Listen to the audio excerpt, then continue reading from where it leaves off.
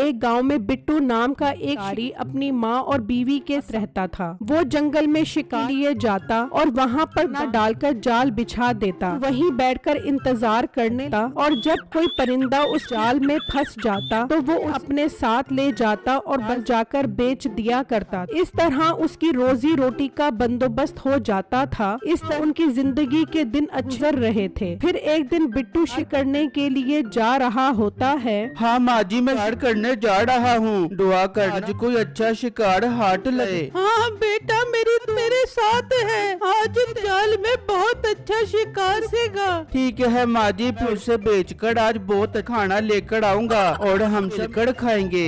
ये कह बिट्टू जंगल की तरफ निकल जाता है और वहाँ दाना डालकर लगा देता है और इंतजार में बैठ जाता है। काफी देर हो जाती है, कोई भी शिकार नहीं आता। ये आज जंगल के परिंदों को हो क्या गया है, कोई इंडा ही नहीं आ रहा। वो सोच ही रहा होता है कि अचानक वहाँ एक बहुत खूबसूरत में आ जाती है। बिट्टू की खुशी का कोई ठिकाना ही नहीं रहता। बिट्टू उस मोरनी का जाल में फंसने का इंतजार करने लगता है, लेकिन बदकिस्मती से वो उड़ जाती है। ओहो, ये क्या हो गया, मोरनी मेरी जाल में फंसी ही नहीं। इतनी खूबसूरत मोरनी मैंने पहले कभी नहीं देखी। कुछ भी हो, मैंने ये मोरनी जरूर पकड़नी है। अचानक उसे बंदूक की गोली की आवाज आती है। वो आवाज सुनकर चौंक जाता है। ये क्या, इस जंगल में और शिकारी कहाँ से आ गया? कहीं उसने उस मोरनी को मार तो नहीं दिया? मैं जाकर देखता हूँ। जहाँ से उसे गोली की आवाज आई थी, बिट्टू उस तरफ निकल जाता है तो करीब ही उसे एक शिकारी नजर आता है। भाई साहब, आप इस जंगल में क्या कर रहे हो? इस जंगल में बंदूक लेकर खड़ा हूँ तो शिकार करने आया हूँ और मैं यहाँ लूडो खेलने आया हूँ। क्या मतलब, आपने उस मोरनी पर गोली चलाई थी? हाँ, गोली तो उसे लग भी गई थी मगर वो जख्मी ही उड़ गई। पता नहीं कहाँ गई होगी, सारा शिकार बर्बाद हो गया मेरा। चलो दूसरे जंगल में चलकर उस मोरनी को ढूंढते हैं। वो शिकारी वहाँ से चले जाते हैं और बिट्टू जगह जगह उस मोरनी को ढूंढता है, लेकिन उसे मोरनी नहीं मिलती।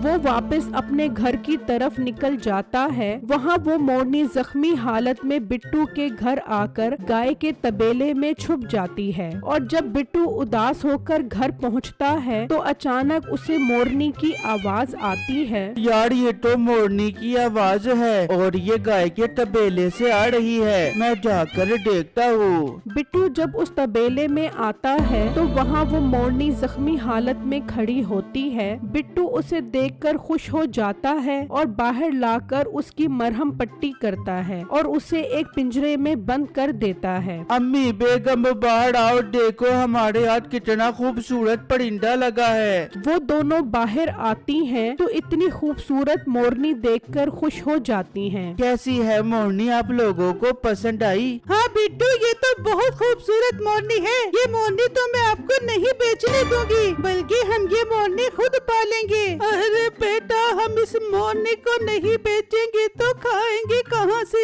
इसे बेचना जरूरी है। हाँ बेगम, माँ जी ठीक कह रही हैं। ये बहुत अच्छी कीमत पे बिक जाएगी। मैं इसका जख्म ठीक होते ही इसे बेच दूंगा। ठीक है, बेच दो, मैं अब दोनों से बात नहीं करूँगी। उसकी बीवी नाराज होकर अंदर चली जाती है। माँ जी देखो ना, कैसी बच्चों वाली जिद कर रही है ये।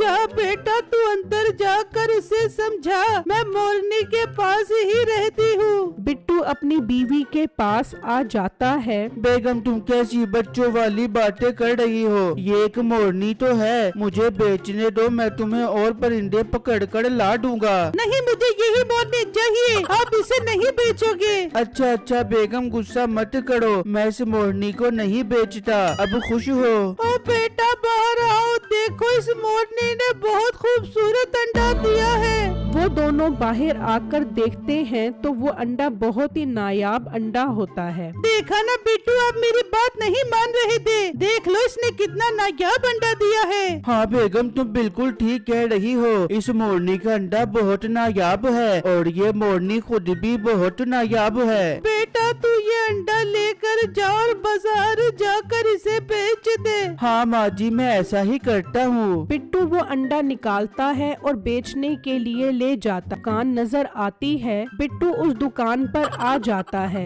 जी भाई, क्या चाहिए आपको? मीठे भाई, चाहिए तो कुछ नहीं। हाँ, मैं आपको बेचने के लिए कुछ लाया हूँ। क्या चीज लाए हो लड़के?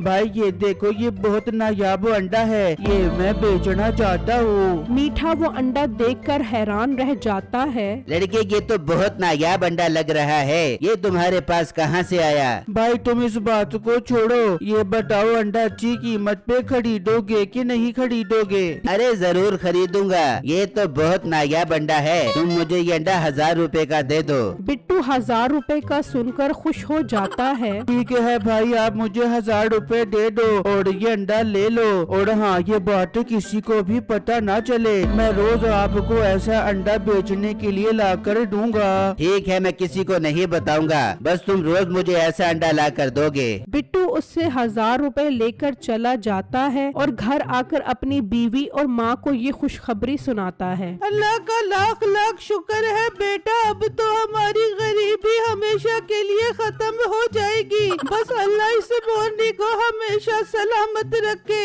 वहाँ दूसरी तरफ वो शिकारी उस मोरनी को ढूंढ ढूंढ कर थक जाते हैं। कहाँ चली गई वो मोरनी, मिल ही नहीं रही। साहब जी, हो सकता है वो मोरनी किसी और जंगल में चली गई हो, हमें दूसरे जंगल में जाकर देखना चाहिए। हाँ, मुझे वो मोरनी हर सूरत में चाहिए। वो बहुत नायाब अंडे देती है, उसके एक अंडे की कीमत 1 लाख रुपए है, लेकिन किसी को भी उस मोरनी की ये खासियत नहीं पता। फिर टाइम जाया क्यों कर रहे हो? चलो उस मोरनी को दूसरे जंगल में ढूंढने चलते हैं। वो दूसरे जंगल की तरफ चल पड़ते हैं तो रास्ते में उन्हें बहुत प्यास लगती है। अरे मेरा तो प्यास की वजह से गला खुश्क हो रहा है। हाँ हाँ, प्यास तो मुझे भी लगी हुई है। कोई दुकान आती है तो वहाँ से ठंडा पानी पीते हैं। दूसरे जंगल के रास्ते में मीठे की दुकान होती है। वहाँ वो रुक जाते हैं तो उस शिकारी की उस अंडे पर नजर पड़ती है। ओ लड़के, ये अंडा तेरे पास कहाँ से आया?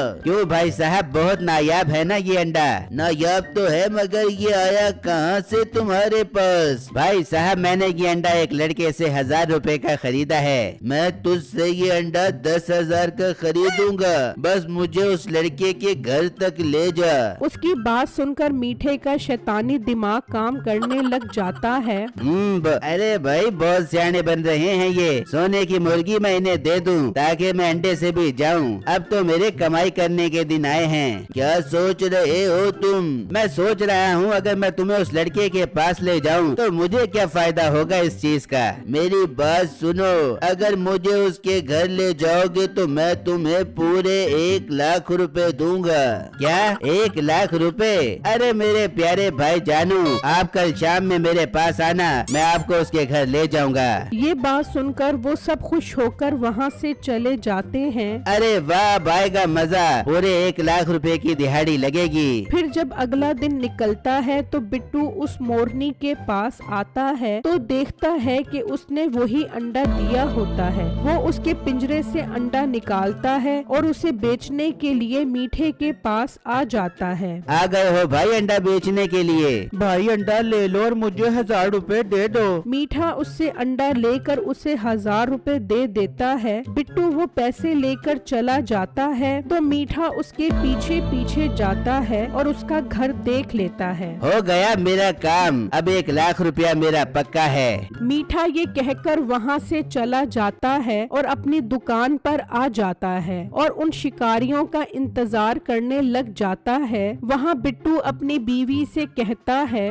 बेगम तुम इस मोरनी को अंदर ले जाओ, मैं जंगल में शिकार करने जा रहा हूँ। ऐसा ना हो ये मोरनी किसी की नजरों में आ जाए। उसकी बीवी वो मोरनी अंदर ले जाती है और बिट्टू शिकार करने जंगल पहुंच जाता है और किसी शिकार के आने का इंतजार करने लग जाता है तो अचानक वहाँ वैसा ही एक मोर आ जाता है। उसे देखकर बिट्टू खुश हो जाता है और वो मोर उसके जाल में फंस जाता है। मेरे तो मजे हो गए, घर पर मोरनी और यहाँ पर मोर, जोड़ा मुकम्मल हो गया। मैं इसे घर लेकर जाता हूँ। बिट्टू उस मोर को ले जाता है और वहाँ वो शिकारी मीठे की दुकान पर पहुंच जाते हैं। हाँ मीठे भाई, आपने वादा किया था उस लड़के के घर लेकर जाओगे हमें। जी भाई, जरूर लेकर जाऊंगा। आप परेशान क्यों होते हो? मेरा 1 लाख रुपया दे दो। तुम्हारा 1 लाख तुम्हें मिल जाएगा, बस तुम मुझे उसके घर ले चलो।